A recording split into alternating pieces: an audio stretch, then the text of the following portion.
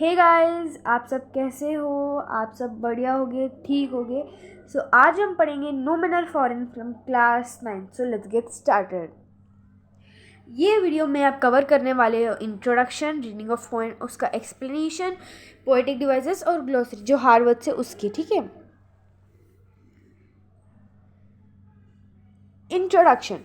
Nominal Foreign is a beautiful poem giving a message of a unity and renounced among all people and nations of the world. The poet says that no men are strange and no countries are foreign. We all are human beings. इसमें total 5 stanzas है, ठीक है। ये है हमारा first stanza. Remember, no men are strange, no countries are foreign. Beneath all uniforms, a single body breathes like ours. The land our brother walk upon. Is earth like this in which we shall lie? The now ये बता रहा है कि कोई भी country strange नहीं है, कोई भी कंट्री फॉरेन नहीं है। भले ही लोग डिफरेंट यूनिफॉर्म्स पहने, बट एक ही सिंगल बॉडी ब्रीथ करती है। वहाँ लेबर चल रहा होगा, यहाँ पर हम चल रहे होंगे। वैसे ही ये जो नीचे सेंटेंसेस में एक पैराग्राफ है ना, उसकी मीनिंग्स मतलब उसका पोएम का मतलब है। The poet addresses the readers and reminds that no men are strange, no countries are foreign. He says no one is a different from other. He wishes to remove the borders of the country so that everyone will be free to move around. Under the uniform, we all have a same body which breathes in a manner. The land on which a man of another country walked to a similar other. The earth is one and we all buried after death on the same place. मतलब same जगह अर्थ। वो poet कहता है कि मुझे वो जो boundaries होती ना इंडिया की, वो बाउंड्री उसको हटा देना है ताकि लोग फ्रीली चल सके। Stanza 2. They are too aware of sun, air and water. मतलब ये बता रहा है कि अमेरिका में भी सेम वैसी होगा, इंडिया में भी सेम वैसी होगा। अगर इंडिया में सन यहाँ से ईस्ट से उगता है, वहाँ से वेस्ट से थोड़ी राइज होगा, right. Are fed by a peaceful harvest, by a war along starboard. Their hands are ours, and in their lines we read. A labor do not different from our own. The second stanza poet says that people from a different countries also have same sun, air and water. It means God does not differentiate between people and treats everyone equally. Guys आपको पता है ये दुनिया मतलब nature God उसमें different करा है। मतलब ये पेड़ है और ये मतलब ये जो है ना, ये रीजन, कैस्ट, जेंडर तो भगवान ने दिया है। रीजन, कैस्ट, फाइटिंग्स ये लोग खुद ने, इंसानों ने क्रिएट करे। बस ये पेड़ पौधे भगवान ने मतलब डिफरेंट करके दिए थे। At the time of peace, everyone eats and enjoys their life. On the contrary, they suffer during the war and long winters. The poet iterates the fact that everyone has been both good and bad days in their life. All of us the same hands and we work too hard to earn our livelihood. अपने को मेहनत करके ही तो मतलब अपना success करना है। Stanza 3. Remember that they have eyes like ours that wake or sleep, a strength that can be worn by a love in every hand is a common life they all can recognize and understand. The poet asks the readers to remember something.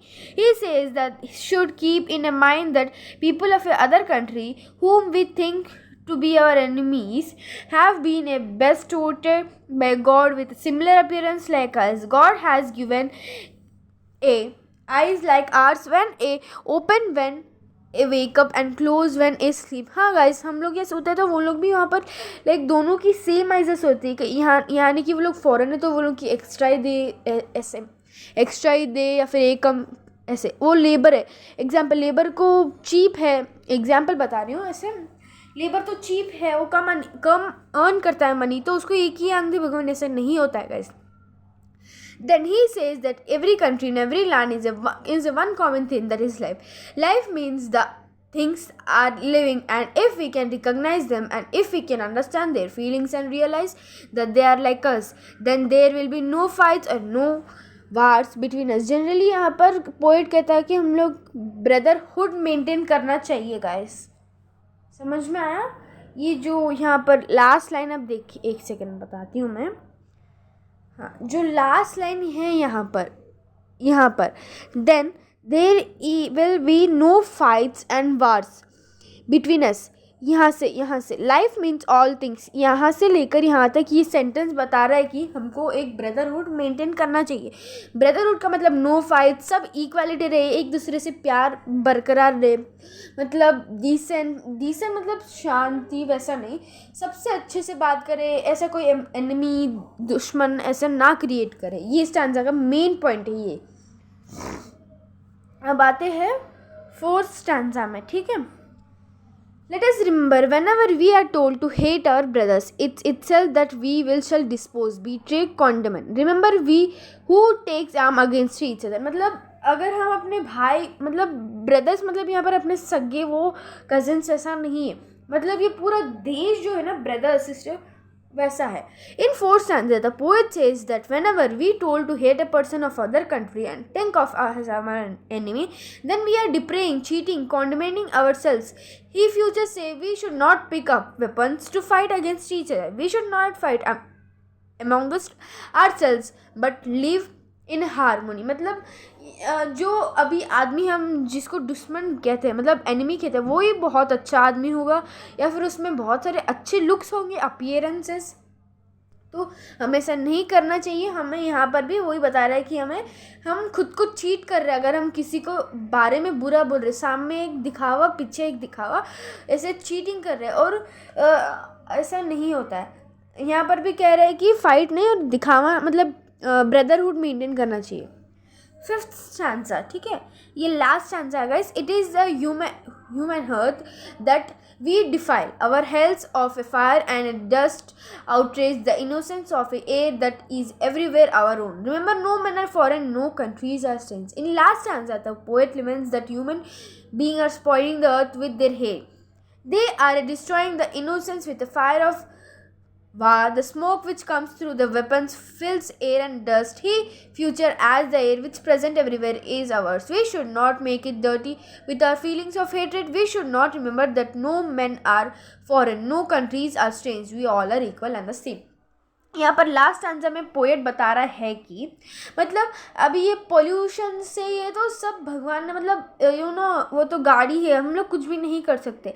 अभी हम लोग अर्थ को ख़राब क्यों कैसे कर रहे हैं, मतलब हम लड़ रहे हैं, मतलब किसी कोई पर्सन्स को हेट कर रहे हैं, वो अर्थ को पोल्यूट कर रहा है। हमारा अर्थ इससे पहले नहीं था, हमारा अर्थ पहले लाइक मिलजुल कर रहता था, अभी तो ये रीजन सब क्रिएट हो गए, तो ऐसे फाइट हो रही है। अगर हम इसको स्टॉप करें, और स्मोक का मतलब यहाँ पर है वेपन्स, जो आप मतलब बात करते हो वैसे, समझ में आया?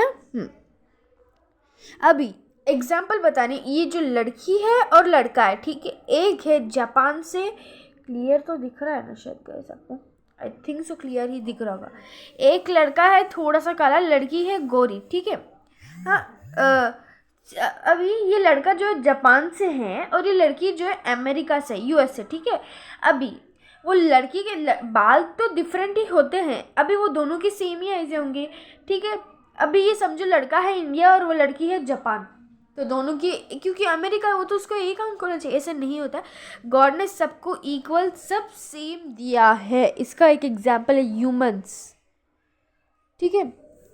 फिर आता है हमारा पोएटिक डिवाइस। इसमें बहुत सारे पोएटिक डिवाइसेस यूज हुए। एवरी स्टैंजाज में ऑलमोस्ट अल्टरेशन है, रिपीटेशन है, नो मैन आर फॉरेन, वो सब, ठीक है। अल्टरेशन है, repetition of consonant sound, metaphor, comparing, compare करना, वो लोग कंपेयर कर रहे हैं राइट स्टैंजाज में, कोई रिपीटेशन, रिपीटिंग, ट्रांसफर एपिथेट, मतलब वो लोग नाउन डिस्क्राइब कर रहे हैं, वेरियस नाउंसेस, एलिप्स मतलब omission of words, enjambment without full stop, एक दो लाइन है जिनमें एंजाममेंट यूज किया, symbolism, repetition, idea through a feelings. Poet यहाँ पर आइडियाज डिस्क्राइब करता है राइट अपने।